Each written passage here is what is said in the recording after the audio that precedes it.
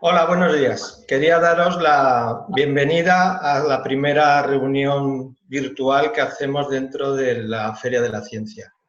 Para los que no lo conozcáis, la Feria de la Ciencia se viene realizando hace 18 años de forma presencial. Es una feria muy vital, con más de 4 o 5 mil chicos y chicas contando ciencia, pero este año, por las circunstancias que a todos nos afectan, pues bueno, nos hemos lanzado al reto de crear una Feria de la Ciencia virtual.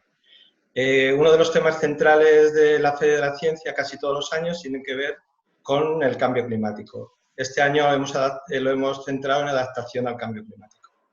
Y nos parecía que era importante iniciar la feria pues, bueno, con un encuentro con gente que conoce bien el tema desde el punto de vista de la comunicación y la adaptación. Las tres personas que me acompañan, pues bueno, son amigos, son compañeros del Seminario de Respuestas al Cambio desde la Educación y la Comunicación al Cambio Climático que organiza el CNEAN desde hace 15 o 16 años. Y bueno, son todas de reconocido prestigio y mezclan dos cosas que a mí me gustan mucho. Por un lado, un nivel de rigor y profesionalidad muy alto y por otra parte, un ámbito muy vocacional de lo que va más allá del voluntarismo, incluso diría yo, se aproxima quizá a la militancia, ¿no? Por tratar de hacer un planeta mejor. Os presento a Ana Velázquez, que es compañera de Argos Proyectos Educativos, que es la empresa a la que yo también pertenezco, y que somos los organizadores de esta Feria de la Ciencia, a la que os invito a que visitéis cuando termine esta reunión.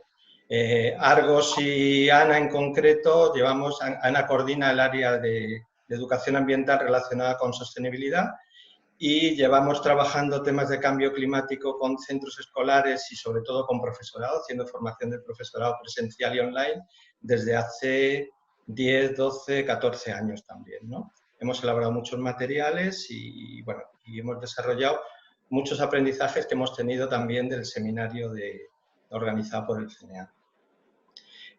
Yo os dejo con Ana, con Pablo y con Paco y me retiro. Espero que sea una reunión provechosa, estoy seguro de ello, y que salgan muchas cosas. Muchas gracias por vuestra asistencia y que vaya bien. Venga, hasta luego. Hasta luego. Gracias, Joséchu. Bueno, gracias a todos y todas por participar hoy en este seminario web, por estar este ratito de mañana con nosotros. Antes que nada os voy a presentar a estos dos grandes conocedores de la comunicación y el cambio climático, de los que yo he aprendido muchísimo. Tenemos a Pablo Meira, que es profesor de Educación Ambiental de la Universidad de Santiago de Compostela. Y bueno, como investigador es autor de muchísimas publicaciones, con el tema que nos ocupa hoy, el tema del cambio climático. Son especialmente interesantes sus trabajos sobre las representaciones sociales del cambio climático y cómo trabajar la comunicación para la emergencia climática. Es también director del interesante proyecto de Res Clima, que yo espero que si puedes, Pablo, hoy nos cuentes un poquito, si no te preguntaré específicamente sobre eso, ¿vale? Y luego tenemos a Paco Eras, que bueno, ha sido coordinador del área de educación del CNEAM durante mucho tiempo, del Centro Nacional de Educación Ambiental, que si hay alguien que no lo conozca, pues ya está tardando en conocer el Centro Nacional de Educación Ambiental. Y bueno, en este momento es parte del equipo técnico de la Oficina Española de Cambio Climático en la parte de adaptación y coordina, junto con el CNEAM, el seminario al que ya ha hecho alusión Joséchu.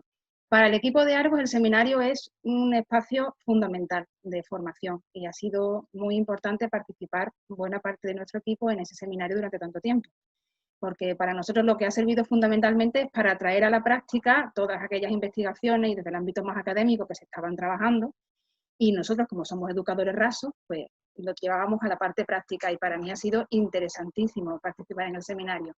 Y hemos intentado hacer ese trabajo, ¿no?, de traslado a la práctica de todos esos conocimientos más de investigación, ¿no?, y más del ámbito académico. Así que gracias a los dos, porque los dos sois parte esencial en ese seminario, ¿vale?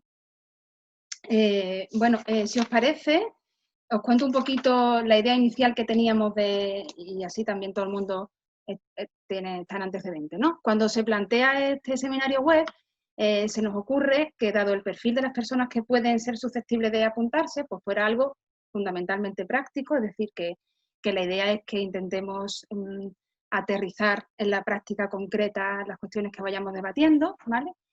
Y otra idea fundamental que también se nos ocurría era que no solamente abordáramos las dificultades, sino que intentáramos también buscar estrategias concretas de intervención, ¿vale? Porque como vamos a ser personas que, o bien profesores, profesoras, personas que trabajamos la educación sobre la práctica, pues estrategias concretas que conozcamos, sabiendo de partida que no hay recetas ni mágicas ni universales, pero sí un poco indagar en esa idea, ¿no? Por dónde pueden ir los tiros en torno a la comunicación y el cambio climático, ¿no?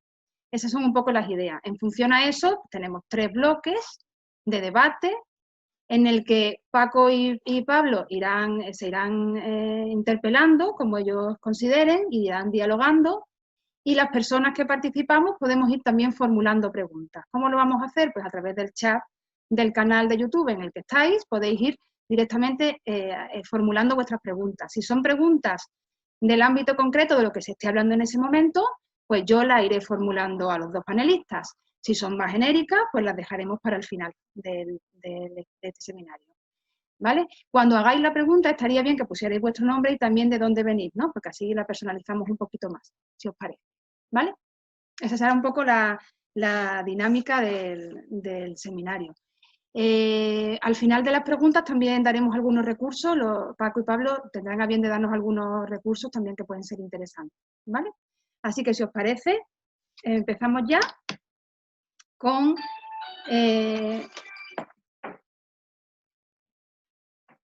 con el primero de los bloques, perdón. Habíamos pensado comenzar con las dificultades para comprender el cambio climático. Las personas que trabajamos en comunicación y cambio climático nos venimos dando cuenta desde hace tiempo que hay errores que se repiten, que a su vez llevan a asociaciones también erróneas y también a prácticas erróneas, ¿no? Y que se fundamentan en que hay partes del concepto que no comprendemos bien y que no asimilamos bien, ¿no? Nosotros, cuando nos empezamos a dar cuenta de esto, producto de las investigaciones que se venían trabajando en el seminario, diseñamos una actividad que se llama Artistas del Clima, que la hemos hecho muchas veces, donde pedimos a las personas que dibujen el cambio climático. Siempre le pedimos que lo hagan desde la total libertad, pueden centrarse en el origen del fenómeno, en las causas, en las consecuencias, incluso en las respuestas. Casi nunca se representan las respuestas, muy pocas veces, ¿no? Normalmente se centran en el origen del fenómeno o en las consecuencias, pero casi nunca se representan ni respuestas y pocas veces causas, ¿no? Estas imágenes las iremos utilizando a lo largo de este primer bloque, conforme nos lo vayan pidiendo Paco y Pablo, las iré poniendo, y ahí van a aparecer algunos errores importantes que ya se irán comentando. Mi primera cuestión para lanzar este bloque: ¿por qué pasa esto? ¿Qué es lo que opera en nuestra cabeza? ¿Por qué sistemáticamente estos errores, Pablo, pasan? ¿Por qué sucede? Bueno, buenos días a todos y a todas. Antes de comentar, ¿no?, de intentar responder o apuntar alguna idea sobre lo que acabas de decir, Ana, daros las gracias a Argos y a la Feria de la Ciencia por esta posibilidad que me dais de participar en este evento, y pedir disculpas porque este formato virtual es un poco extraño, porque no vemos a quién estamos hablando. Entonces, bueno, no sé, es una experiencia a veces un poco incómoda, y espero que a través del chat pues vayáis comentando o formulando dudas, preguntas que permitan interaccionar con la gente que nos está escuchando. Bueno, ¿por qué pasa esto? Bueno, yo a veces a mis alumnos los provoco diciéndoles, cuando tratamos el tema del cambio climático y de la educación para el cambio climático, en clase, yo trabajo con estudiantes de educación social y de pedagogía, empiezo diciéndoles que el cambio climático no existe. Y claro, me miran diciendo, bueno, no es Trump, pero está diciendo lo mismo, ¿no? Y realmente el cambio climático no existe. El cambio climático es un concepto, es una abstracción científica que nos habla de otra abstracción, el clima. Podríamos decir también que el clima no existe, ¿no? Es otra abstracción que construye la ciencia para dar cuenta de la realidad, pero no deja de ser una abstracción, ¿no? Y tenemos que tener en cuenta que cuando estas abstracciones, estas representaciones científicas pasan del campo de la ciencia al campo de la cultura común, necesariamente se van a transformar, ¿no? La sociedad, que es un ente muy amorfo, no simplemente se limita a captar y digerir datos, conceptos, teorías científicas, sino que tiene la capacidad, y tenemos la capacidad, cada uno de los integrantes de la sociedad, de apropiarnos de ese conocimiento, de esa información y generar representaciones que son distintas a las representaciones científicas. Y en ese proceso, los que nos dedicamos a la educación, a la comunicación o a la divulgación científica, tenemos que tenerlo en cuenta, puesto que cuando nuestro mensaje llega a la sociedad posiblemente, y en el caso del cambio climático es muy claro, ya tiene representaciones sociales generadas sobre ese problema sobre el que nosotros estamos trasladando información. Y es importante tenerlas en cuenta. Esto es un tema clásico, o fue un tema clásico, de la didáctica de las ciencias en los años 80. ¿Qué hacemos con las representaciones sociales? ¿Las ignoramos? ¿Las utilizamos? ¿Las contradecimos? ¿Vamos directamente a contradecirlas? ¿O qué hacemos? Y yo pienso que es necesario saber que existen. Es decir, que cuando nosotros nos dirigimos a cualquier público, sea escolar o no, o en cualquier otro contexto informal, las personas en las sociedades contemporáneas ya van a tener una representación, unos elementos, ¿no?, más o menos bien articulados sobre el objeto que nosotros estamos transmitiendo. Sea el cambio climático, el COVID-19, el SIDA o la gripe o cualquier objeto, ¿no?, que realmente proviene del campo de la ciencia. Y en ese sentido hay que tener en cuenta estas representaciones, ¿no? No sé si Paco quiere comentar algo de esto. Sí, a mí me gustaría abundar en lo que planteas, ¿no? Efectivamente, claro, el clima es un concepto abstracto. Cuando nosotros salimos a la calle por las mañanas, yo siempre, también un poco en esta línea provocadora, siempre digo que yo nunca he visto un clima. Y es cierto, porque lo que nosotros percibimos cuando nos asomamos a la ventana de nuestra casa o salimos por la mañana es el tiempo, ¿no? Un tiempo que puede ser frío, puede ser cálido, puede ser lluvioso, puede ser seco, pero nuestra experiencia es del tiempo. El clima, al final, son generalizaciones que la ciencia describe como bueno, pues una serie de parámetros medios que nos dan una idea de cómo pueden ser las cosas en un lugar determinado de forma media. Entonces, hablamos de que en esta zona de la península el clima es seco o es húmedo, o es cálido o es frío, pero son generalizaciones. Al final, lo que nosotros percibimos es el tiempo. Y la primera gran confusión, quizá a la que tenemos que atender, es a esta confusión clásica entre tiempo y clima. Normalmente, dado que nuestra experiencia es del tiempo, tendemos a trasladar, sin prácticamente hacer ningún tipo de operación, nuestra experiencia del tiempo a la información que nos proporcionan sobre el clima. Y esto genera muchísimos malentendidos. Es decir, por ejemplo, cuando los científicos nos dicen que en España, en la península, la temperatura media ha subido en torno a 1,5 grados desde la época preindustrial, mucha gente pues plantea que esto es poquísimo, que esto es ridículo. ¿Por qué? Porque en el fondo lo que están es tirando de su experiencia, que es experiencia del tiempo, y en un día normal, por ejemplo, aquí donde yo vivo, en el centro de la península, pues puedes tener hasta 20 grados centígrados de diferencia entre una mañana fría y un mediodía caluroso. Frente a esto, el que la temperatura haya subido 1,5 grados parece muy poco. Pero claro, es 1,5 grados de clima, no de tiempo, de temperaturas medias anuales. Y ese 1,5 grados, como sabemos, pues está provocando infinidad de impactos de carácter ecológico, de carácter económico, de carácter sanitario, etcétera, ¿no? Por tanto, estas confusiones sí que tienen repercusiones importantes. Y además, una cosa que es muy interesante es que pueden ser puerta de entrada de desinformación. Igual que un programa informático mal diseñado puede ser la vía por la cual una persona con una cierta mala intención te puede colar un virus, pues una confusión entre el concepto de tiempo y el concepto de clima, que es muy clásica, como digo, ha sido aprovechada por el negacionismo organizado para socavar la idea del cambio climático. Por ejemplo, aprovechar los momentos en los que hay una nevada o que hay una ola de frío para hacer bueno, pues chistes, por ejemplo, en la prensa anglosajona conservadora fueron durante una temporada muy larga muy famosos los chistes de cambio climático y nevadas, ¿no? Entonces que había una gran nevada y de repente los personajes pues diciendo que querían más cambio climático o que se había suspendido la manifestación en favor del clima por nevadas o por olas de frío, etcétera, ¿no? Entonces, bueno, al final estos conceptos es importante cuidar, clarificarlos y evitar efectivamente que esta confusión derive en malentendidos. Uno de ellos es este que estamos comentando, pero hay muchos más, como Pablo también sabe bien, ¿no? Sí, hay otro malentendido que también es muy recurrente, es el que identifica el agujero en la capa de ozono como causa, ¿no? O como proceso principal que causa el cambio climático, ¿no?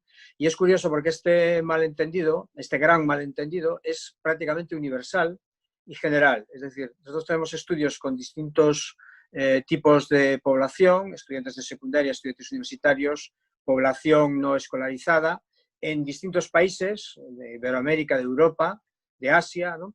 Y en todos los estudios más o menos nos da una tasa de un 70-80% de personas que asumen implícitamente esta teoría profana, vamos a llamarla así, ¿no? Y es una teoría profana que no tiene nada que ver con la ciencia. No hay ninguna conexión causa-efecto entre el agujero en la capa de ozono y el cambio climático. Pero en ese gran malentendido podemos aprender cosas muy interesantes sobre cómo funciona la ciencia una vez que penetra la cultura común. Por ejemplo, es una combinación de elementos de interacción social, es decir, eso es una creencia que se comunica y se transmite.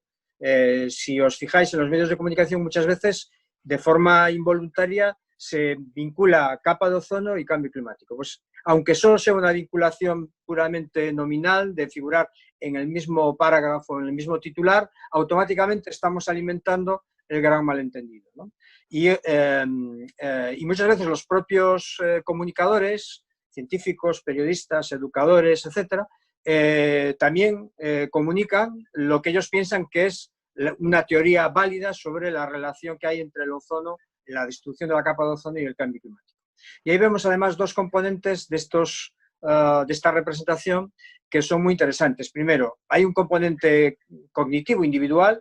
Es decir, es muy de sentido común pensar que si hay un agujero en la atmósfera, por ahí el Sol, que es un ente maléfico, ¿no?, aprovecha como si fuera un jugador de baloncesto para meternos rayos, ¿no?, solares que calientan el clima, ¿no? Y además esa creencia, digamos, ese procesamiento cognitivo individual es fácilmente comunicable y transferible a otras personas. Y se convierte en una especie de virus cultural, ¿no?, una especie de meme, ¿no?, que se transmite, se comunica, y curiosamente con el paso del tiempo esta creencia profana, errónea desde el punto de vista científico, no solo no desaparece, sino que cada vez se reproduce más. Algunos de los dibujos que tenía Sana eran representaciones precisamente de esta creencia, que además tiene una explicación histórica, ¿no? Es decir, el problema de la capa de ozono, aunque el problema del cambio climático desde el punto de vista científico es anterior al problema de la capa de ozono, sobre el cambio climático ya tenemos ciencia, sobre la interferencia humana en el clima ya tenemos ciencia desde finales del siglo XIX. Sin embargo, el problema de la capa de ozono aparece en los años 70, pero en muy poco tiempo, en los años 80, se convierte en un problema público importante, relevante, hasta que en el año 87 se acuerda el Protocolo de Montreal para comenzar a reducir el uso de los gases que generan el deterioro de la capa de ozono, y se comunica mucho antes que el cambio climático tiene una dimensión pública, mucho antes que el cambio climático. Y eso hace que la representación social de la capa de ozono sea previa a la representación social del problema del cambio climático.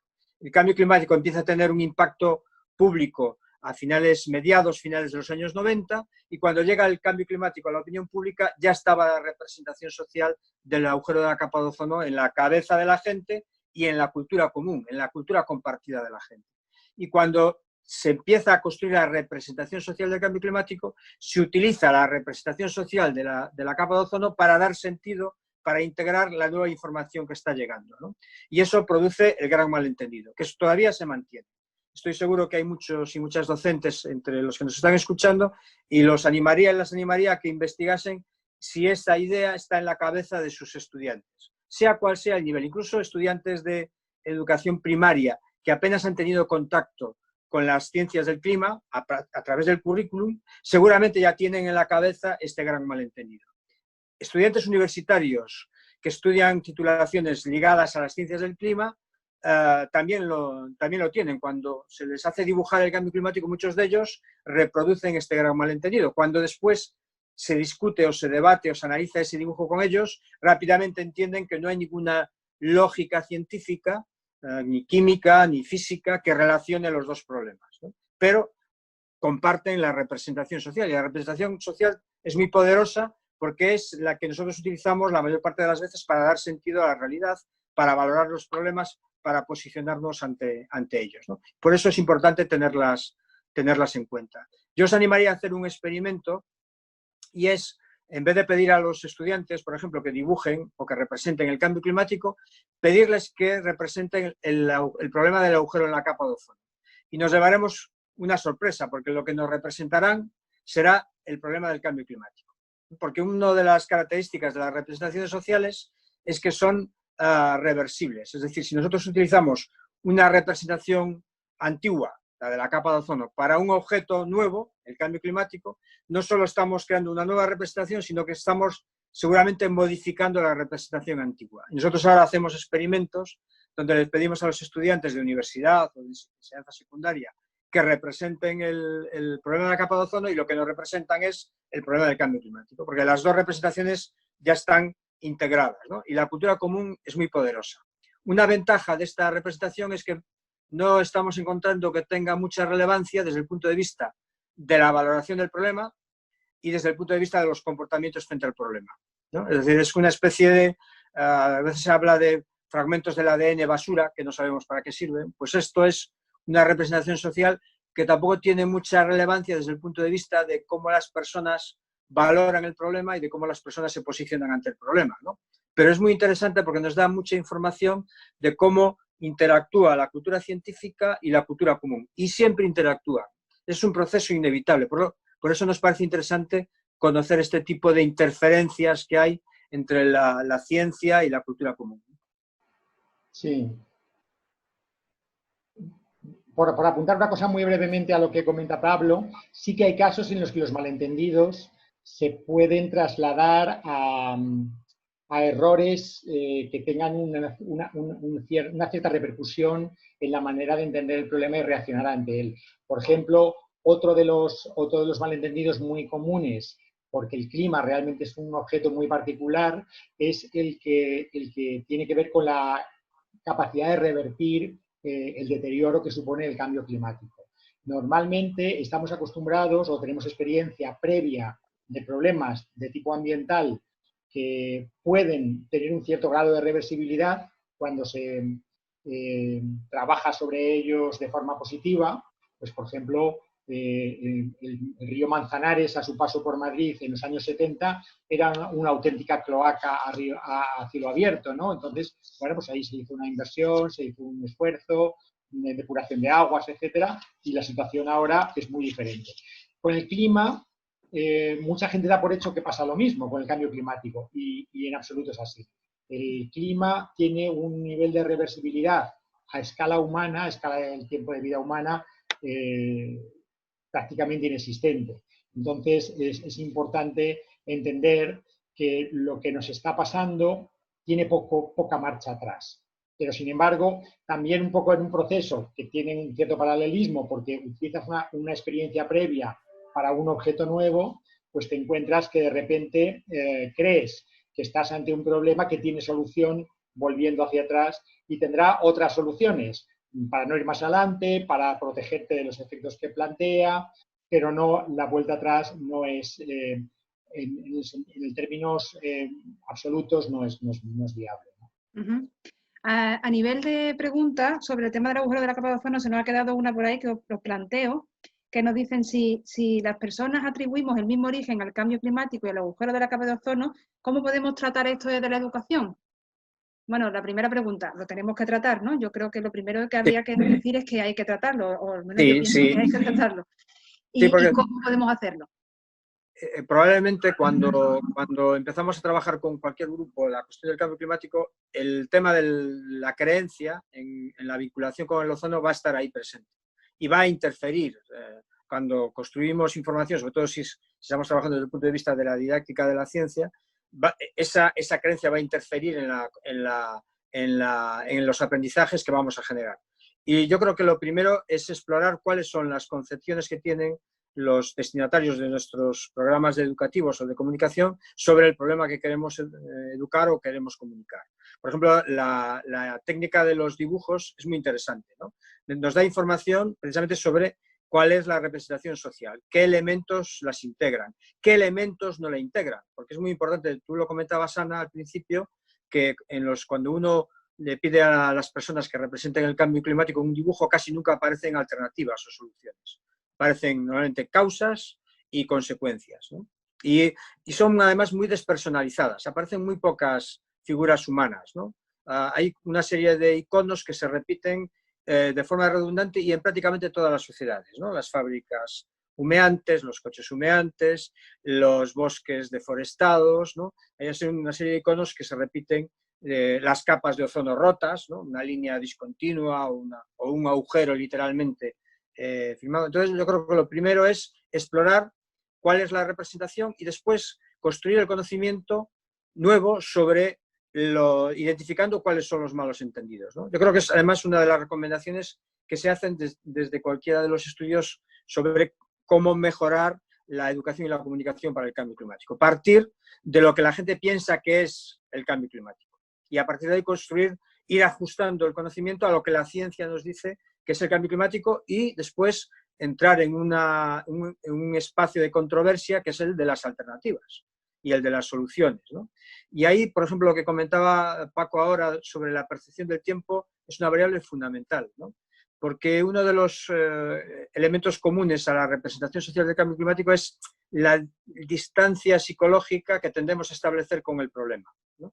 Distancia que es en el espacio y que es en el tiempo y que es también social, ¿no?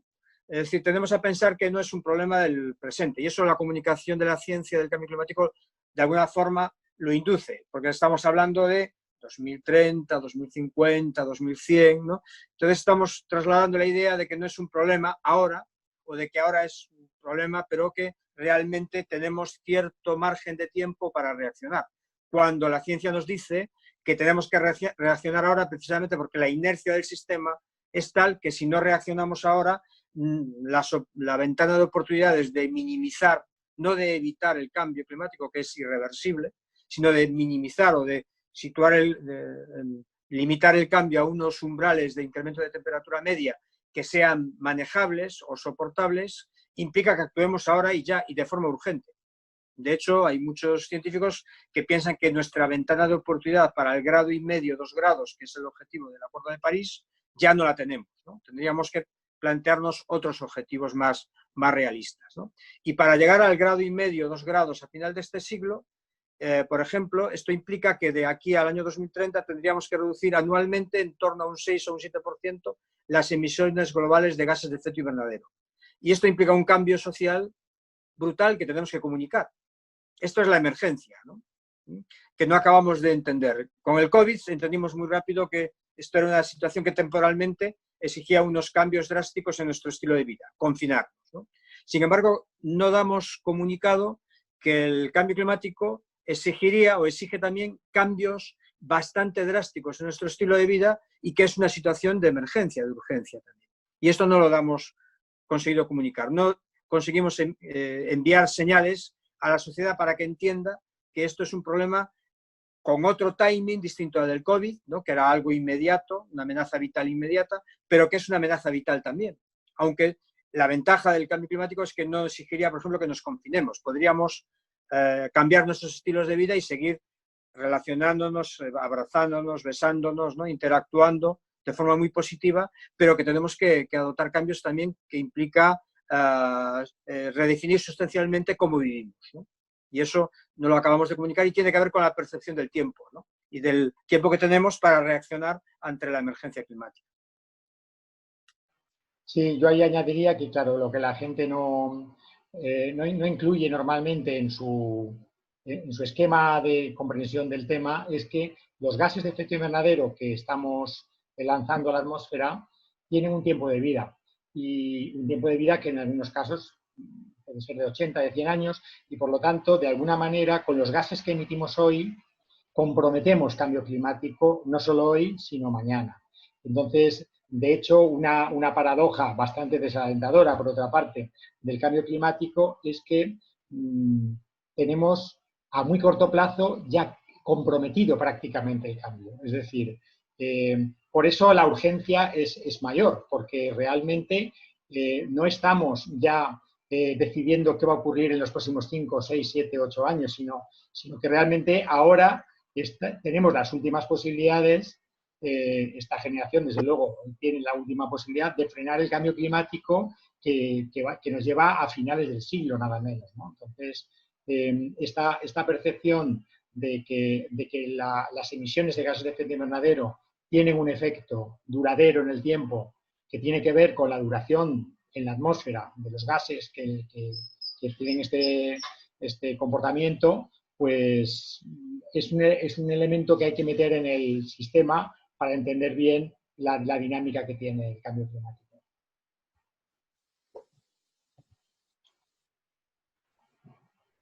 ¿Tiene éxito el agujero de la capa de ozono, Pablo? Otra pregunta. Nos decían que dado que se confunden ambos fenómenos, ¿no? Si puede estar sucediendo que pensemos que como el agujero de la capa de ozono está de alguna forma reduciendo, ¿no? Pues eso sí, es posible que también esté sucediendo lo mismo con el cambio climático.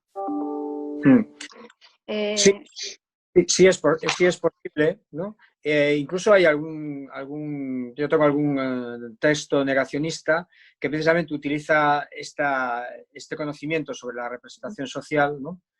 Para degradar la ciencia del cambio climático, diciendo, mira, os están engañando porque os están diciendo que hay una relación entre el ozono y el cambio climático, y eso no es cierto, lo cual es acertado, ¿no? Pero se utiliza para desacreditar precisamente la ciencia del cambio climático. Cuando la ciencia del cambio climático, remitiéndonos simplemente a los informes del IPCC, por ejemplo, nunca estableció ninguna relación causal, ni correlacional, ni de ningún tipo entre un problema y otro problema. Hay conexiones que tienen que ver con la química de la atmósfera, pero en ningún caso son de causa-efecto o de ese tipo, ¿no?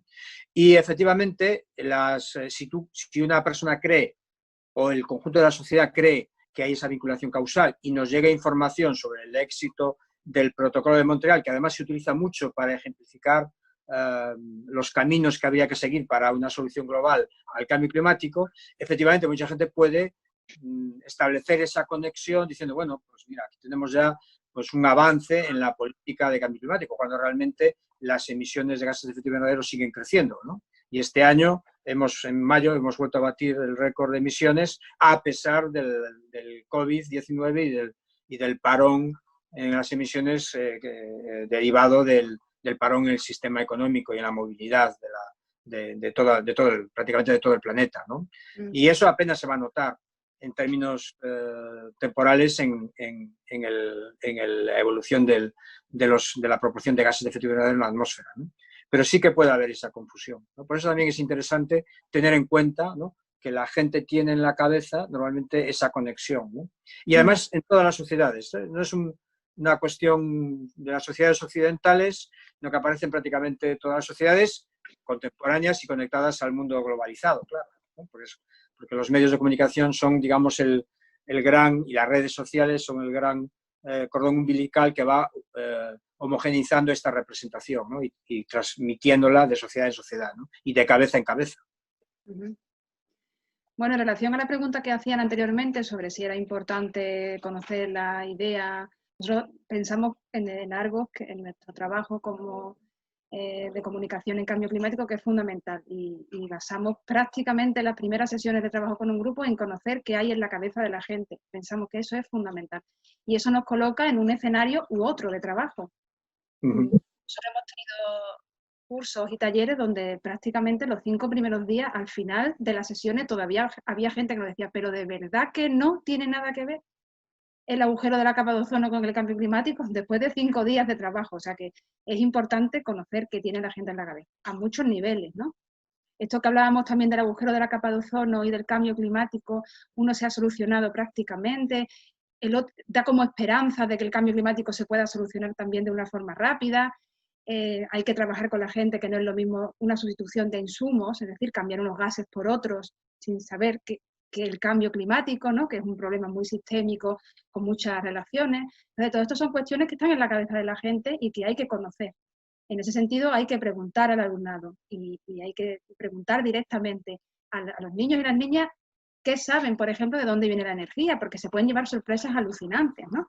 Con preguntas como esta, ¿no? Y que damos por hecho y que si luego miramos en el libro de texto también nos podemos llevar sorpresas muy importantes, ¿no? Yo ahora con mis hijos me estoy llevando unos sorpresones mirando los libros de texto que flipo, ¿no? Entonces, es importante conocer qué hay ahí y qué está en las cabezas. Yo creo que...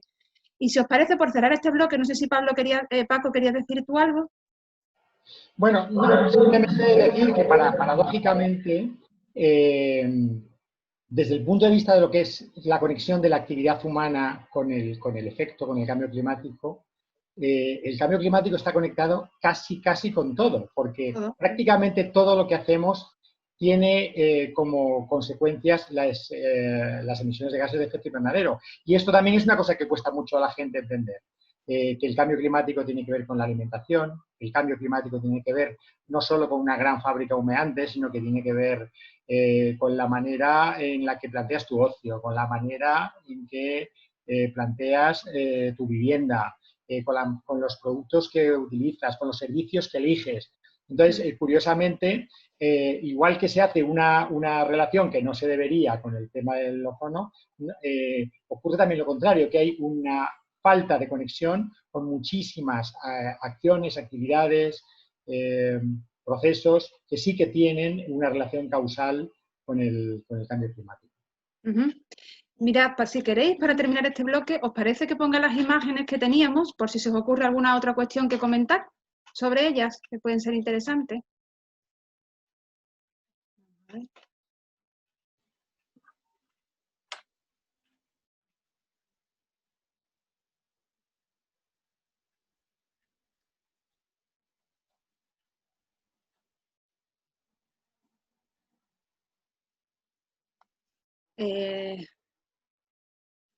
No sé si queréis ver alguna en concreto. Mira, pon la de sol, el reloj de arena, perdón. Ahí está. Bueno, yo no la veo. No, veo el fondo de pantalla, pero no veo, no sé si se está viendo en la transmisión. Un momentito. Necesito saber para luego poder pasar.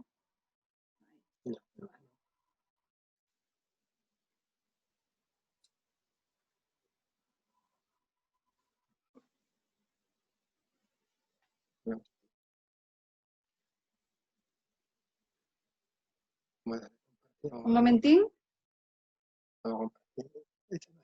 No. Esa es la imagen. Ahora sí. Vale. Bueno, es muy interesante porque tiene que ver un poco con lo que comentábamos del tiempo. Comentaba Paco de la reversibilidad y irreversibilidad. Un reloj de arena se puede revertir, pero el cambio climático no. A este reloj de arena que se representa ahí, donde vemos todos los tópicos, o casi todos los tópicos de las causas, la fábrica humeante, la basura, ¿no? El coche humeante, ¿no? Y arriba vemos otros tópicos, que son los tópicos de dónde localizamos, y hay también un problema con la distancia psicológica y este tipo de localización es el problema, ¿no? Y vemos ahí un iceberg con el oso, ¿no? Polar, que es el icono, ¿no? Más representado, y es un icono, por ejemplo, para nosotros muy lejano, ¿no? Si el problema lo asociamos con el derretimiento de del polo norte normalmente, curiosamente, casi nunca pensamos en el polo sur, pues tenemos un problema. Bueno, este reloj que vemos ahí no lo podemos invertir, ¿no? Es decir, el proceso que se está representando ahí de forma muy visual, muy expresiva, tiene ese problemilla, que nosotros no le vamos a poder dar la vuelta alrededor de la arena, sino que el tiempo va a ir hacia adelante, ¿no? Y eso es algo que el tema del tiempo es una variable muy importante en la comunicación del cambio climático. No sé si Paco quieres comentar.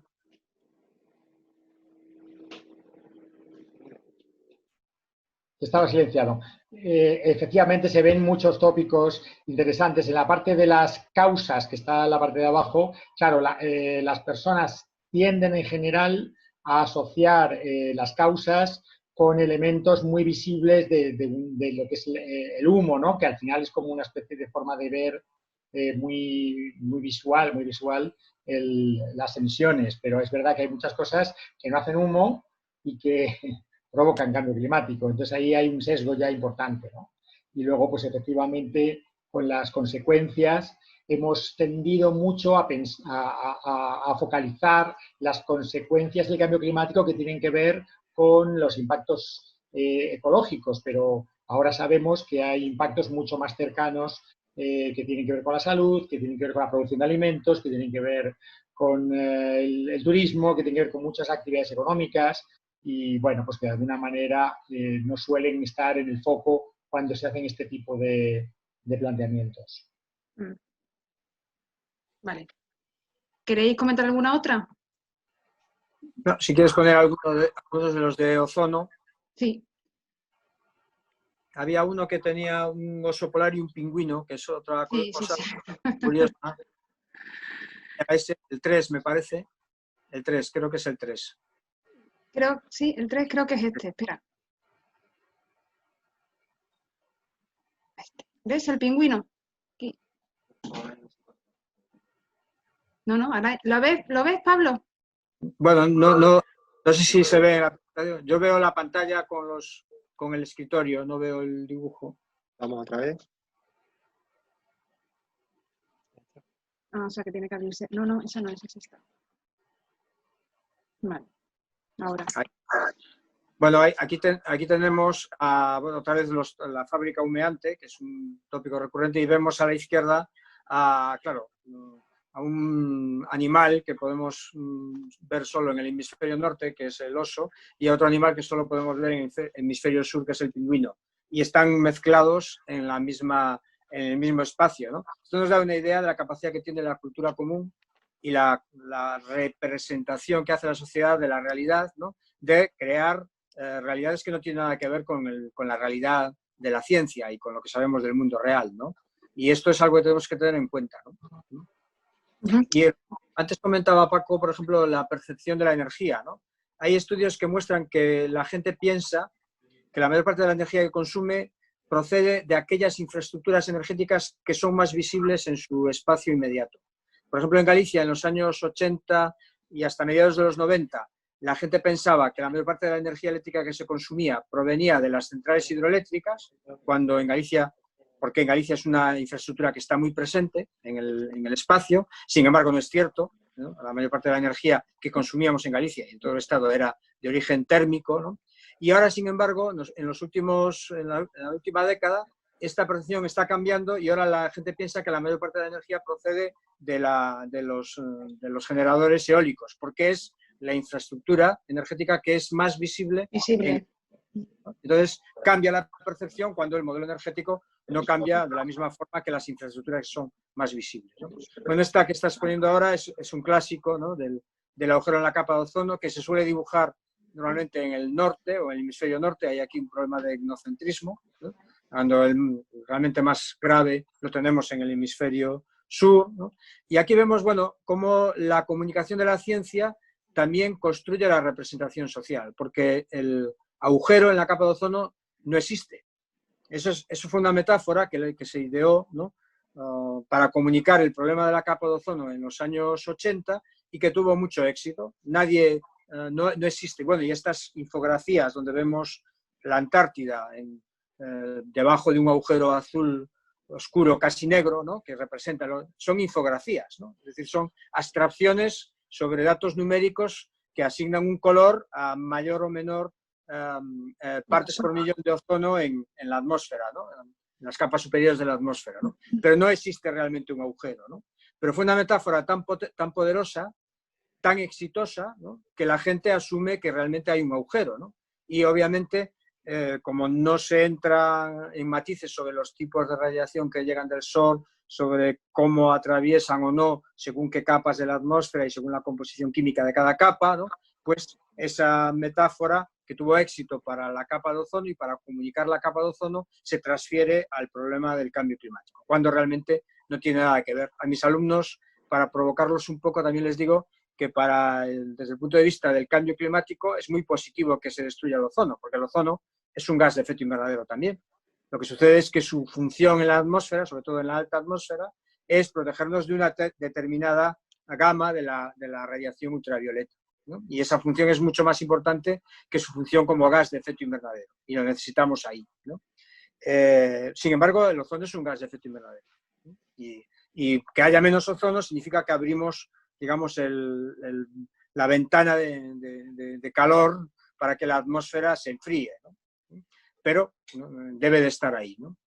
Pero es una metáfora muy poderosa y sigue funcionando para explicar en la cabeza de la gente y en la cabeza de muchas sociedades, la cabeza colectiva en la cultura, pues el problema del cambio climático. Uh-huh.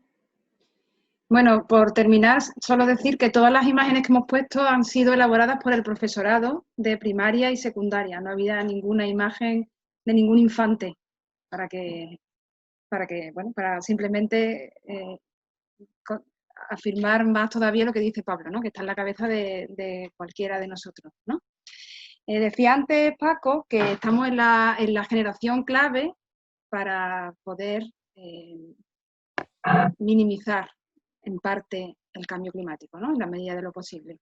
Sin embargo, lo que nos llega por parte de los educadores y del profesorado es una gran frustración cuando trabaja con su alumnado para conseguir cambios potentes, cambios realmente transformadores, ¿no? En palabras de un amigo que me decía hace poco, yo no sé qué hacer ya para descolonizar el ideario dominante en las cabezas de mis alumnos.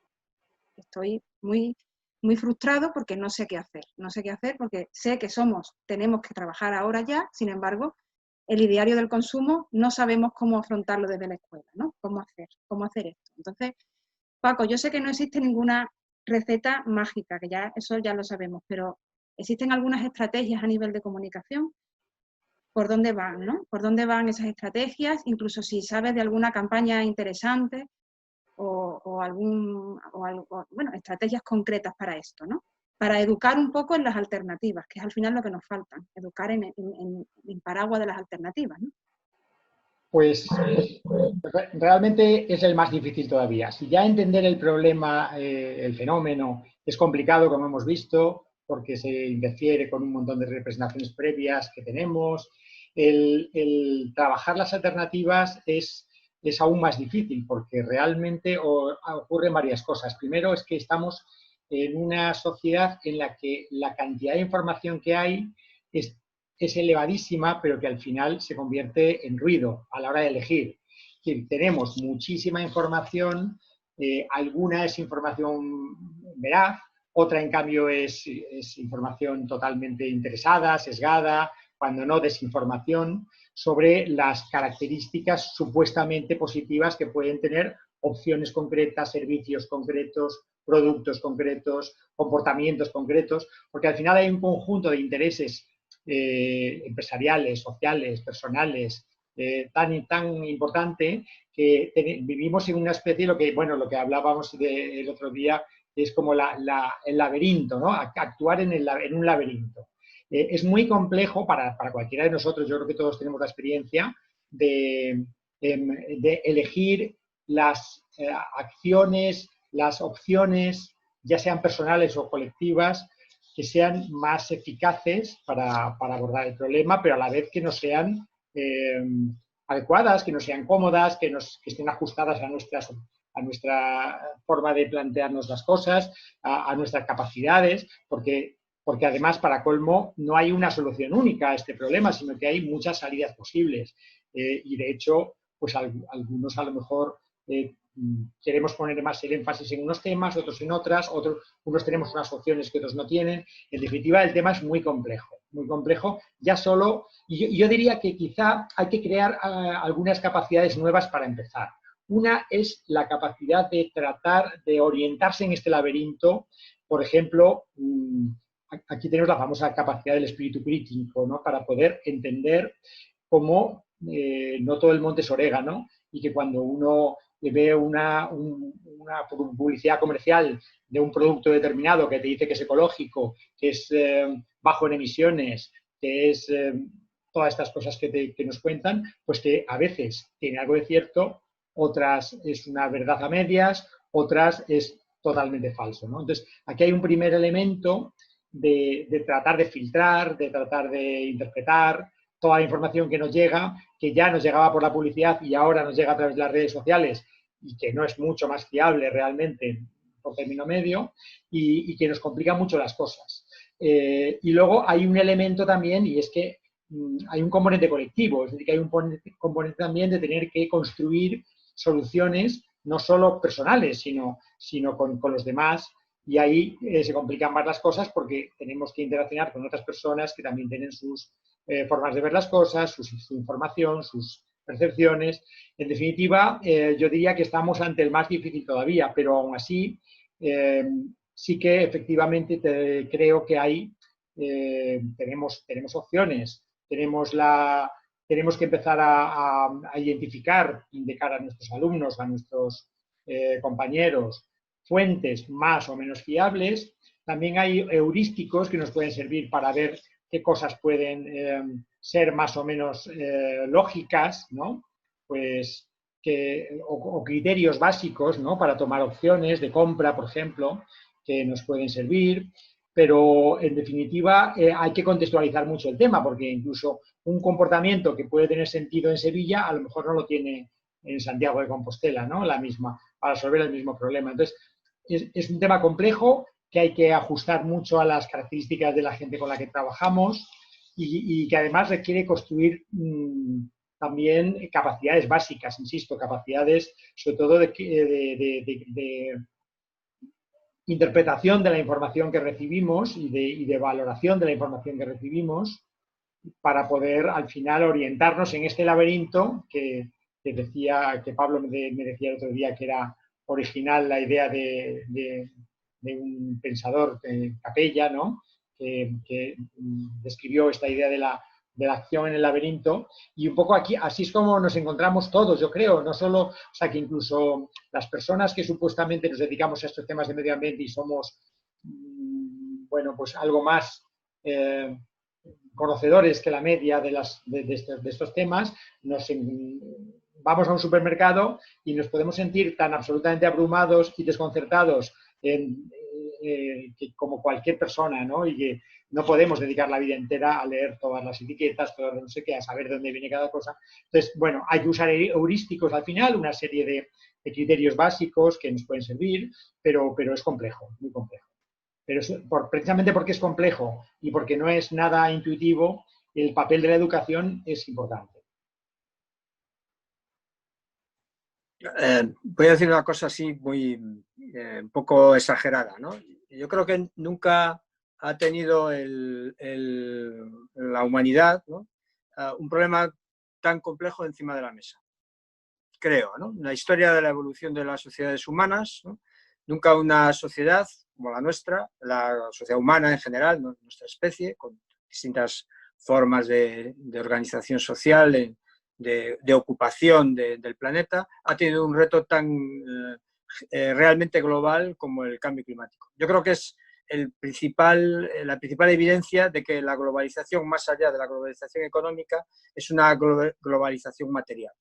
La idea del antropoceno a mí me parece central, y si os dais cuenta, la idea del antropoceno, por ejemplo, es una idea muy marginal en el currículum.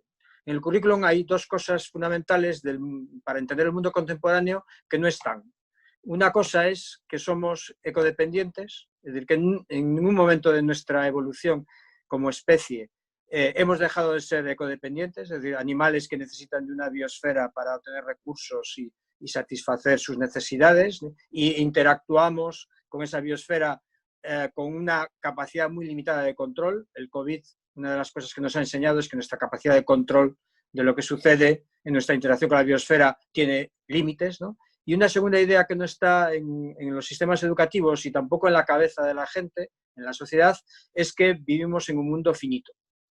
Y no acabamos de entender eso. Y el cambio climático nos lo muestra con una evidencia palmaria. Y nosotros, además, tenemos la capacidad de generar un sistema de conocimiento del mundo, que es la ciencia, que nos lo objetiva. O sea, podemos objetivar el problema, ¿no? Una segunda cuestión que hace que este problema sea lo más importante que seguramente haya tenido nunca la humanidad sobre la mesa para su propio devenir, es que este es un problema que o lo resolvemos de forma global o no lo resolvemos, ¿no? Y eso es un reto brutal. Y es un reto que además afecta estructuralmente a quien somos como civilización y como especie. Por ejemplo, se suele usar mucho, como comentamos antes, el ozono como un ejemplo de éxito, ¿no? Bueno, tenemos que trasladar el esquema de resolución política del problema de la capa de ozono al cambio climático, ¿no? Pero eso yo creo que es una analogía, una equivalencia un poco tramposa, puesto que el problema de la capa de ozono era simplemente cómo sustituir una familia de productos químicos que se llevaban fabricando desde los años 40, no mucho más atrás, por otra familia de productos químicos.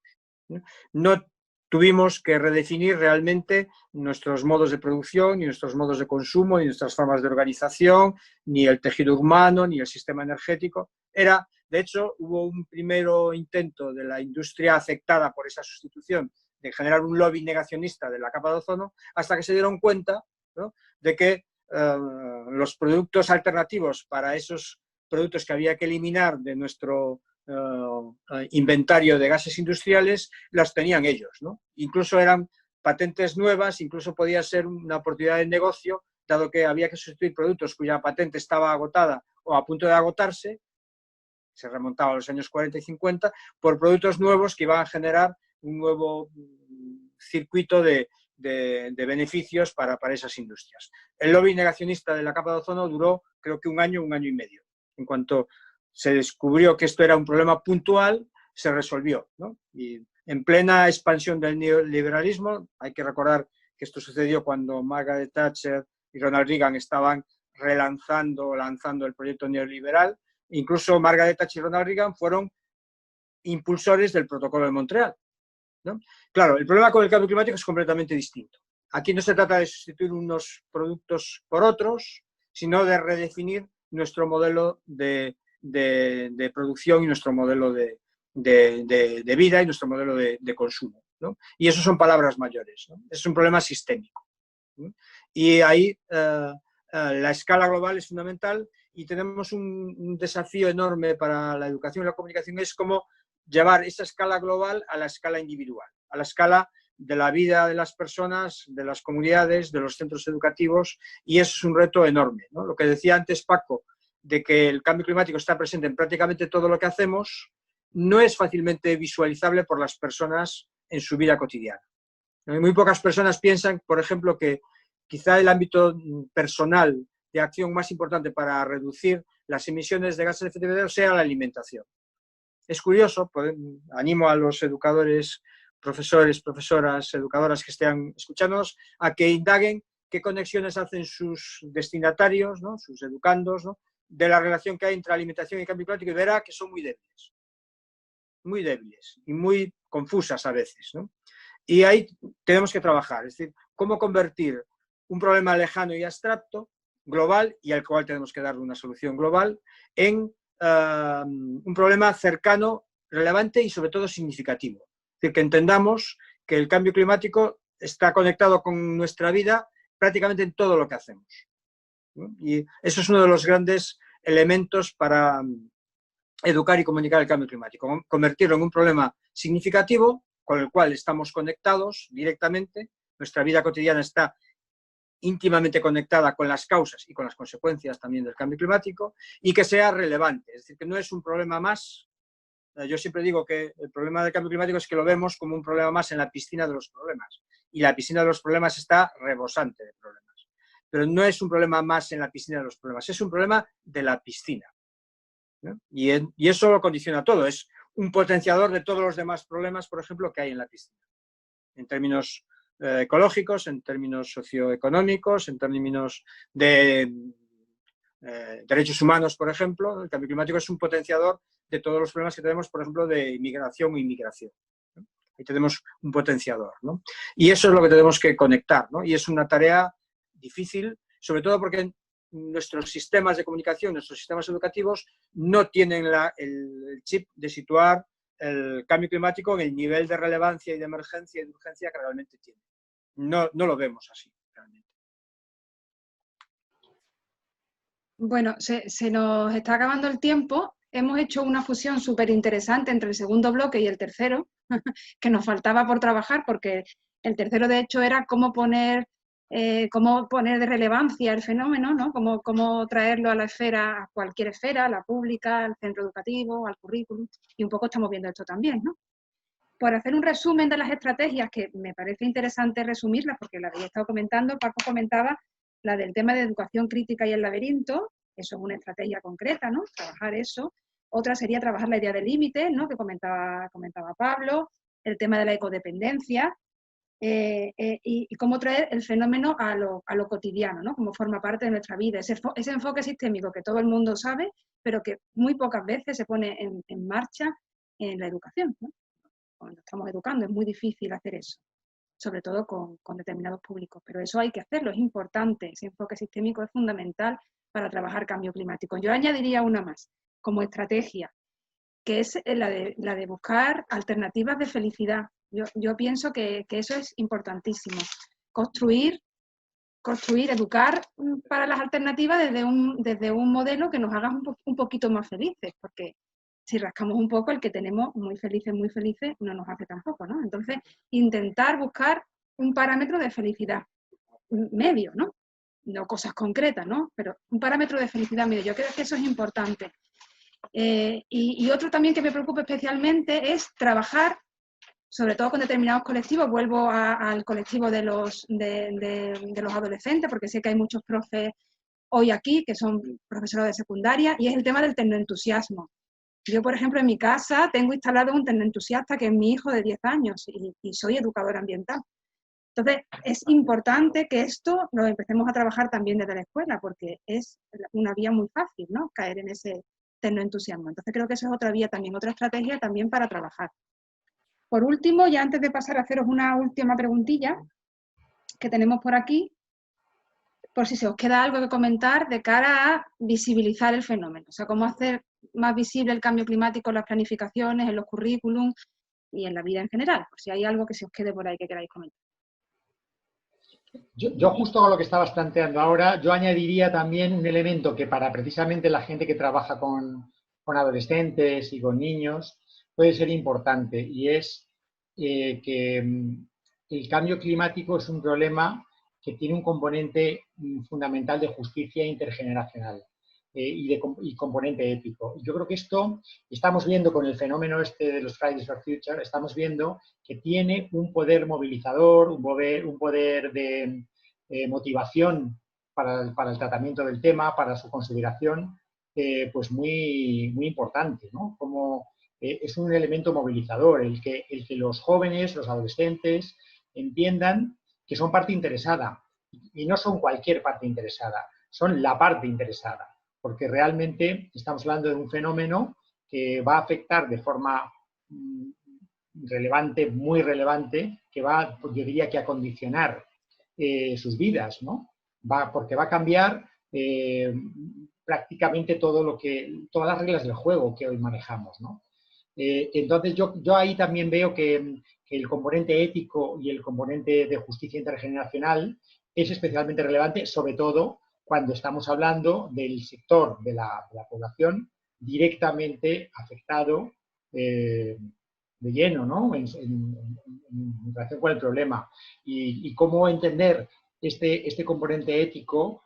Hay una serie de conceptos muy interesantes que yo creo que se están empezando a manejar, pues por ejemplo, el presupuesto de carbono, ¿no? Que tenemos, la idea de presupuesto de carbono, que es el carbono que nos queda, que podríamos emitir para no sobrepasar determinados límites, determinados umbrales que hacen especialmente peligroso el cambio.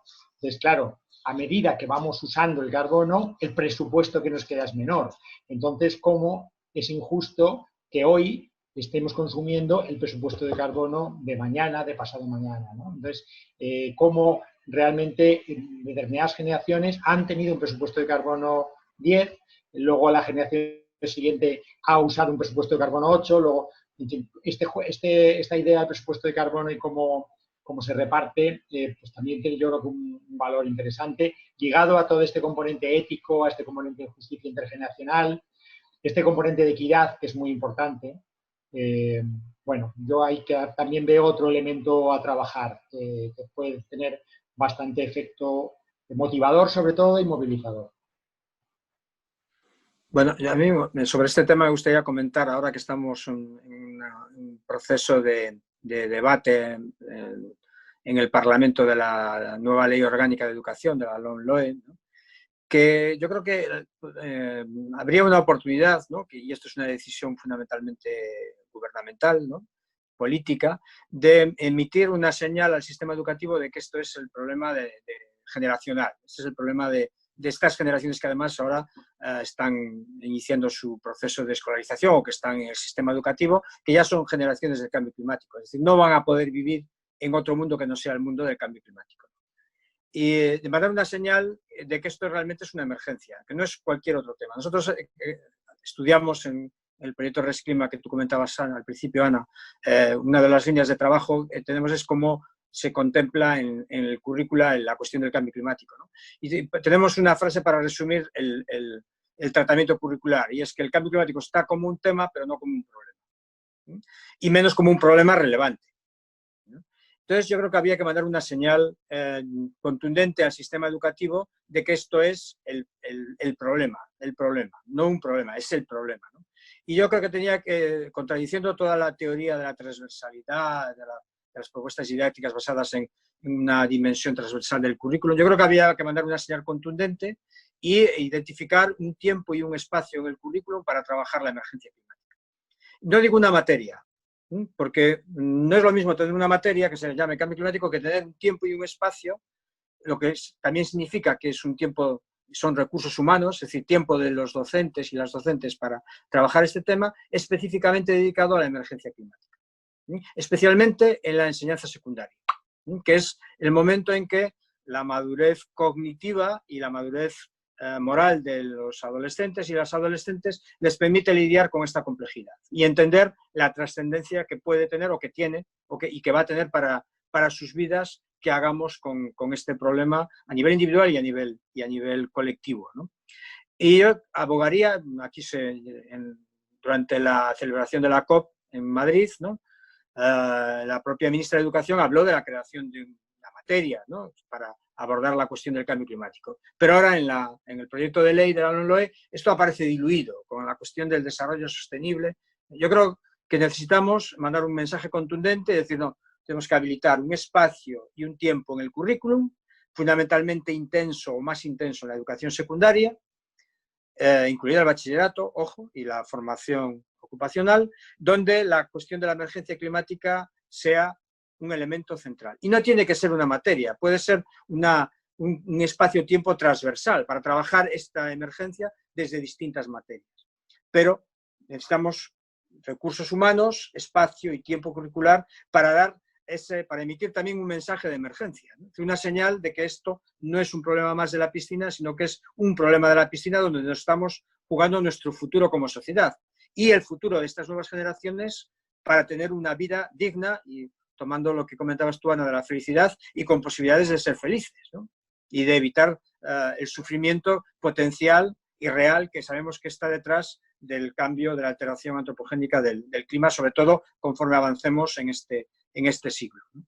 Y yo creo que necesitamos ese mensaje contundente y no lo veo en la LOMLOE tal como está planificada. Veo mensajes positivos, por ejemplo, que se pretende aumentar la autonomía curricular de los centros, es decir, la capacidad que tienen los centros para interpretar el currículum y para desarrollarlo de forma autónoma. Ahí hay una posibilidad de trabajo para reforzar las experiencias que hay ya de ambientalización y de orientación de los currículos para reducir la huella de carbono, por ejemplo, que me parece que es la línea de trabajo, ¿no? Pero creo que había que mandar desde un punto de vista institucional ese mensaje, ¿no? Espacio y tiempo en el currículum para la emergencia climática y para el desarrollo de competencias ecosociales para enfrentar esa emergencia climática, desde la perspectiva individual a la colectiva. No sé si esto contradice un poco la idea esa ideal de la transversalidad, pero yo creo que hay que ser más contundentes dada la emergencia, ¿no? Dada la situación de emergencia y de urgencia. Sí.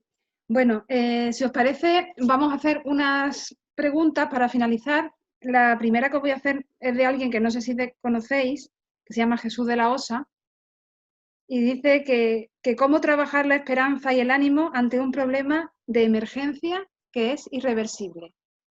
O sea, ha hecho la pregunta, ¿no? Bueno, esto? comentaba antes, hablaba de Fridays for Future, ¿no? De este movimiento. Nosotros estamos trabajando ahora en Resclima también con grupos de este movimiento para saber cuál es la cultura, ¿no? Cuál es su percepción. Y hay un elemento curioso y aparentemente contradictorio, y es que es un movimiento por el cambio y tienen la expectativa de generar cambios en nuestra sociedad para que integremos precisamente la cuestión climática, y al mismo tiempo son pesimistas. Es un poco raro, ¿no? Y eso a lo mejor es un signo de los tiempos, ¿no? De alguna forma son conscientes de que es muy difícil que el transatlántico en el que vamos montados, este Titanic en el que vamos montados, gire, a pesar de que sabemos que tenemos un iceberg delante, y lo vemos, lo llevamos viendo casi un siglo, ¿no? Que está ahí plantado delante nuestra, y sin embargo es difícil que gire. Sin embargo, es un movimiento de cambio, ¿no? Yo creo que la dimensión emocional, pero al mismo tiempo realista que tiene este movimiento, es la forma de lidiar con la sobredeterminación, es decir, con un pesimismo que nos inmovilice, ¿no? Y que hay márgenes de cambio, márgenes que para ellos son mucho más importantes a nivel individual, pero que quieren proyectar también a nivel colectivo, ¿no? Y son gente que además personas que buscan mucho la coherencia, ¿no? Es decir, quiero vivir como pienso que debe ser la sociedad, ¿no? Creo que ahí hay un margen para manejar ese pesimismo inmovilizador al que seguramente se refiere Jesús de la Osa, al cual sí conocemos y mandamos un saludo. No sé si Paco quieres comentarlo. Sí, dos cosas muy rápidas. Una es que constatar y resaltar que las soluciones existen. Es decir, sabemos vivir con menores emisiones de CO2. Es decir, bueno, aunque no sea precisamente lo más alentador de decir, pero es que la humanidad en el 99% de sus generaciones ha vivido prácticamente sin emisiones de CO2, ¿no? Y las soluciones existen las tradicionales y existen las innovadoras.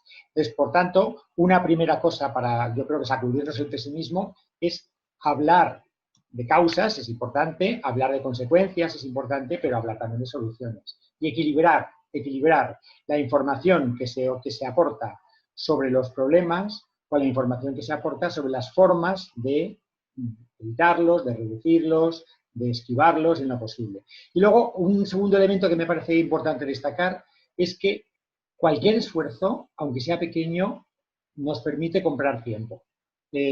Probablemente hay umbrales que si se superan nos harán perder el control del sistema climático. Esto no hay que ocultarlo porque es así. Estamos ante un problema que a partir de unos ciertos umbrales entran en juego una serie de procesos de retroalimentación y entonces ya el clima cambiará sin que nosotros podamos hacer nada para evitarlo. Esto es bueno y no es bueno engañar a la gente, es bueno que se sepa. Pero también es cierto que cualquier esfuerzo para limitar las emisiones, para protegernos de lo que viene, es un esfuerzo bien invertido, porque como mínimo nos va a permitir comprar tiempo para poder bueno, autoprotegernos, para poder evitar los peores impactos, para poder adaptarnos en definitiva. Yo creo que estas dos dimensiones deben estar presentes en la acción educativa, de alguna manera. Una pregunta también de alguien que creo que conocéis, Ivanka, del seminario también, y nos dice que si podríamos hablar un poco sobre estrategias concretas para luchar contra los mensajes negacionistas. Yo siempre he pensado que igual que había el libro rojo de los transgénicos de Greenpeace, debería haber un libro rojo sobre mensajes concretos contra el negacionismo. Nos hubiera venido muy bien. No sé, ¿qué podéis decir sobre esto? Estrategias concretas. A mí en la sociedad española en concreto, me preocupa más que el negacionismo explícito, me preocupa el silencio climático. Es decir, que no hablemos del cambio climático, ¿no? Yo creo que una buena estrategia es hablar del cambio climático. Obviamente, hablar del cambio climático desde el punto de vista que comentaba ahora Paco, no presentando solo el problema y sus causas, sino también hablando de las alternativas y de las posibilidades que hay de respuesta desde la escala individual a la escala colectiva y conectar estas dos escalas, ¿no? Yo creo que la mejor forma, el negacionismo, en concreto la sociedad española que más me preocupa, porque el negacionismo tiene muchas formas de manifestarse y de expresarse, es el del silencio, el de considerarlo como un problema poco relevante, ¿no? Y una de las estrategias es hablar mucho de cambio climático. Y creo que ahí, por ejemplo, nosotros estamos trabajando ahora en esa línea, creo que sería muy importante movilizar al mundo de la cultura, teatro, de la música, del cine, ¿no? de la creación artística en general, para transmitir cambio climático y sobre todo desde el punto de vista que toquen no solo la dimensión cognitiva, sino también la emocional, ¿no? Y ahí el teatro, por ejemplo, el documentalismo, ¿no? Las expresiones artísticas distintas, pues tienen un papel y creo que pueden ser útiles en esa estrategia de visibilizar y dar relevancia al cambio climático. Sí, yo estoy totalmente de acuerdo con lo que plantea Pablo. Lanzar también una advertencia, que muchas veces el negacionismo juega con buscar una reacción al mensaje que envía. Entonces, de esta manera conseguimos, por un lado, amplificarlo y, por otro lado, generar en terceras partes sensación de duda. Es decir, unos dicen una cosa, otros dicen otra, luego el tema no estará del todo claro. Entonces, en la estrategia de intentar refutar las fake news, digamos, de negacionistas, no siempre es la más inteligente desde el punto de vista de la comunicación. Entonces, aparte de, en positivo, ir creando bueno, estos elementos que son importantes, los que hablaba Pablo, si uno quiere realmente abordar la desinformación y dirigirse, interpelar directamente a este tipo de iniciativas intoxicadoras, como queramos llamarlas, es más interesante, yo creo, que desvelar los métodos con los que funcionan, las técnicas que utilizan, más que intentar centrarse en desmentir sus argumentos, porque yo creo que muchas veces, desmintiendo sus argumentos, les damos una cierta cancha, una cierta visibilidad que no merecen. Entonces, quizá el intentar desmontar el tipo de sistemas de falacias lógicas que utilizan, bueno, pues todo esto yo creo que da buen resultado porque además vacuna contra la desinformación. Otra pregunta de alguien también desconocido, José Manu, que dice que le gustaría que se profundizase algo más sobre la idea de acción en el laberinto. Bueno, por ejemplo, desde un punto de vista ético, la cuestión del cambio climático de repente convierte en aspectos objeto de dilema: ¿qué voy a comer hoy? ¿No? O ¿qué voy a comprar? ¿Qué tipo de galleta voy a comprar? ¿No? Hace un poco tiempo pensar que la ética podría llegar a ese tipo de dimensiones de la vida cotidiana era irrelevante, ¿no? Era prácticamente. Sin embargo, el cambio climático convierte en dilemas éticos casi cualquier cosa que hacemos, ¿no? Y ahí eso es un laberinto, ¿no? Donde no es fácil a encontrar una respuesta adecuada, ¿no? Por ejemplo, es frecuente en mis clases que debatamos el veganismo como una alternativa ética. Bien. Pero claro, es ético consumir es más ético consumir un kilo de carne de ganadería extensiva producida en los Ancares de Galicia, excelente, ¿no? Y que incluso tiene un balance de carbono positivo, es decir, captura más carbono del que emite, o un kilo de quinoa ecológica que se produce en los valles interandinos de Bolivia. ¿Qué es más ético? ¿No? pues es discutible, ¿no? Es discutible, ¿no? Y ese tipo de controversias y de dilemas son los que explican esta idea del laberinto, ¿no? Es un laberinto porque la complejidad es absoluta a cualquier escala a la que nos movamos, ¿no? Desde cómo decidimos qué comemos hasta qué modelo alimentario decidimos que tiene que tener nuestra sociedad. Fijaros qué complejo es el laberinto para tomar decisiones con relación al cambio climático.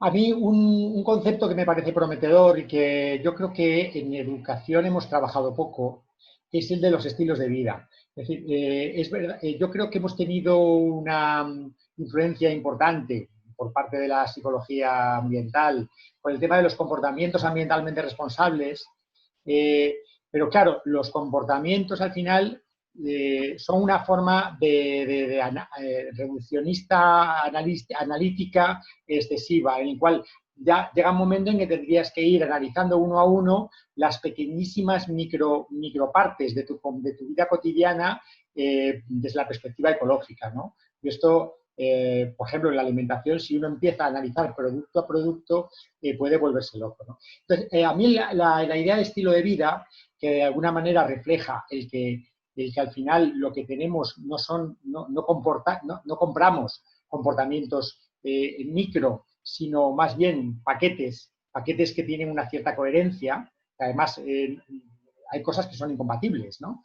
Pues me parece que puede ser una forma también interesante de plantearse el asunto, el decir, bueno, pues que tenemos que avanzar hacia nuevos estilos de vida, que tienen ciertas características generales y que luego el detalle pues puede ser quinoa o puede ser una mezcla de quinoa con vaca rubia de los Pirineos o no lo sé, pero que lo importante es ese concepto nuevo de un estilo de vida más sencillo, menos consumista, más local, más, bueno, este tipo de cuestiones y que estos estilos de vida al final guardan una cierta coherencia entre comportamientos y son mucho más fáciles además de mantener que comportamientos individualmente, es decir, todas estas campañas de, por ejemplo, ONGs, deja de consumir exactamente este producto o son una locura porque ese producto es uno de los 200 que yo consumo, entonces tendrías que hacer una campaña para cada uno de ellos, ¿no?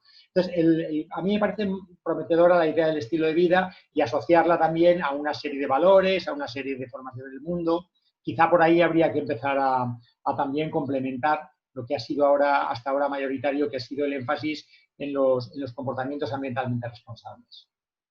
Sí, en este sentido también hay una tendencia a pensar que las acciones individuales son irrelevantes, ¿no? Porque claro, nos falta la percepción de conjunto, ¿no? Sin embargo, las acciones individuales, por ejemplo, que reducen la huella de carbono, tienen un efecto agregado también, ¿no? Y eso es necesario también comunicarlo, ¿no? Que nuestras decisiones individuales tienen también efectos agregados a nivel colectivo. Y después también que para superar esa atomización, ¿no? Y esa dificultad de lidiar con todos los aspectos que nos conectan con el problema, creo que también es importante vincular la acción individual y la acción colectiva. Por ejemplo, no es lo mismo ser un consumidor individual de productos ecológicos a participar, por ejemplo, de una cooperativa de consumo. Tiene una proyección distinta y además en la cooperativa de consumo el estilo de vida que comentaba, la perspectiva del estilo de vida que comentaba ahora Paco, se proyecta a la comunidad, ¿no? Tiene un efecto también pedagógico, ¿no? y de educación del conjunto de la comunidad, ¿no? Y ese tipo de procesos que conectan lo individual con lo colectivo son muy importantes precisamente para caminar hacia las soluciones globales, ¿no? Que tienen distintas escalas, ¿no? Y que hay que conectar, ¿no? Sí, en esa idea, perdón. Nada. No, en esa idea simplemente comentar que es útil buscar procesos y acciones que al final nos satisfagan de muchas maneras, ¿no? Yo creo que esa también es otra de las claves, ¿no? Que tiene que ver con lo que decía Pablo, ¿no? Que me está satisfaciendo muchas cosas, no solamente el hecho de comer, ¿no? Participar de una cooperativa de consumo. Y en esa idea yo creo que al final también redunda la idea de felicidad, ¿no? Que al final pues somos productos de muchas cosas y cuando hay más cosas que se satisfacen, somos más felices, ¿no? En definitiva, ¿no? También. Un poco redundar en esa idea. Y luego también la idea de educar en el laberinto me parece interesante cuando puede trasladarse a la escuela como pequeños procesos de investigación. Claro que es en la escuela se investiga poco, esto podría ser un acicate importante para investigar. Tenemos distintas opciones y si tenemos información, no de todo tendremos información, pero de algunas cuestiones sí. ¿Por qué no investigar si es mejor comprar esto o comprar esto otro, ¿no? O hacer esto o hacer lo otro? Eso posibilita, sobre todo en secundaria, pequeños procesos de investigación, ¿no? Que creo que también serviría para mejorar el currículum en ese sentido, ¿no? Sí, no, yo soy un comentario muy rápido quería hacer de que a veces hemos establecido una barrera antinatural entre lo individual y lo colectivo, ¿no? Mucha gente, de hecho, cuando ves en redes sociales debates sobre cambio climático, contrapone, ¿no? Y critica, oye, por lo individual no, es lo colectivo, o lo colectivo solo no, porque somos en realidad... Bueno, realmente lo individual tiene un componente colectivo muy importante y lo colectivo condiciona a lo individual. Entonces, a veces yo creo que, y al final, como personas que guardamos una cierta coherencia, no digo que mucha, pues se supone que lo que hacemos individualmente y lo que hacemos colectivamente tiene algo que ver, ¿no? Entonces, quizá hemos pecado de hacer cajones como demasiado estancos entre las dos cosas. Y en eso, en relación a esto que comentaba Ana, yo creo que el centro educativo, el centro escolar, tiene que ser un lugar precisamente donde esa conexión entre lo individual y lo colectivo sea efectiva, ¿no? Es decir, ¿qué mejor espacio? A mí me gusta un concepto que usaban los sociólogos británicos de la educación de los años 70, que era de crear esferas públicas alternativas, ¿no? Es decir, el espacio educativo puede ser un lugar donde crear esferas públicas alternativas, donde esos comportamientos individuales alternativos se pueden explorar y se pueden poner en juego, además de forma colectiva. Y se pueden proyectar a la comunidad, que creo que también es otra dimensión muy importante. Cuando antes hablaba, por ejemplo, de crear ese espacio-tiempo en el currículum para la emergencia climática, uno de los objetivos de ese espacio-tiempo tendría que ser precisamente el de generar una comunidad, ¿no? En donde el estilo de vida fuese coherente con la emergencia climática y proyectar esa comunidad en la comunidad más amplia educativa del centro, donde está inserto el centro educativo, ¿no? Yo creo que eso es esa conexión, ¿no? De lo individual a lo colectivo, tiene en el sistema educativo un lugar donde se pueden ensayar muchas formas de conexión, precisamente. Y creo que es una línea de trabajo muy importante, que ya se está siguiendo en muchos centros, por cierto, pero usando, digamos, los rincones grises del currículum para poder hacerlo. Bueno, vamos a dejarlo ya, porque es verdad que se trabaja mucho más telemáticamente. Llevamos 1 hora y media hora de más. Hay preguntas que no ha dado tiempo a formular. Por eso os pediría a cada uno un recurso donde encontrar alguna que otra respuesta. Bueno, yo, a hablar de mi libro, como se suele decir, nosotros tenemos una página web que se llama resclima.info, donde vamos colgando materiales de investigación, pero también algún material y algún recurso educativo que se puede utilizar precisamente, y hacemos mucho hincapié sobre todo en conectar las representaciones sociales con la ciencia del cambio climático y en cómo trabajar las dimensiones, digamos, menos científicas del cambio climático, ¿no? Las sociales, las culturales, las éticas, ¿no? que suelen ser, digamos, menos tratadas o menos abordadas tanto dentro como fuera del sistema educativo a la hora de enfocar la cuestión climática. Yo quería aportar también un recurso que es también más bien un paraguas, que es el mini portal sobre cambio climático que tiene el Centro Nacional de Educación Ambiental. Ahí hay una serie de subcajas, subapartados, donde uno puede encontrar desde lecturas interesantes para profesores, pero también para lecturas infantiles o juveniles, también campañas, también materiales didácticos. Y yo creo que es un buen lugar donde empezar a explorar la diversidad de recursos que tenemos para trabajar en educación en los temas de cambio climático.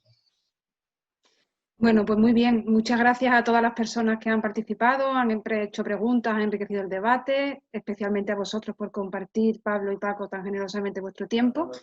Y nada más, muchísimas gracias y nos seguimos viendo. Qué pena que no escuchéis los aplausos, yo lo estoy escuchando desde aquí. Qué pena. Un besito fuerte y seguimos, ¿vale? Hasta pronto. Hasta pronto. Chao.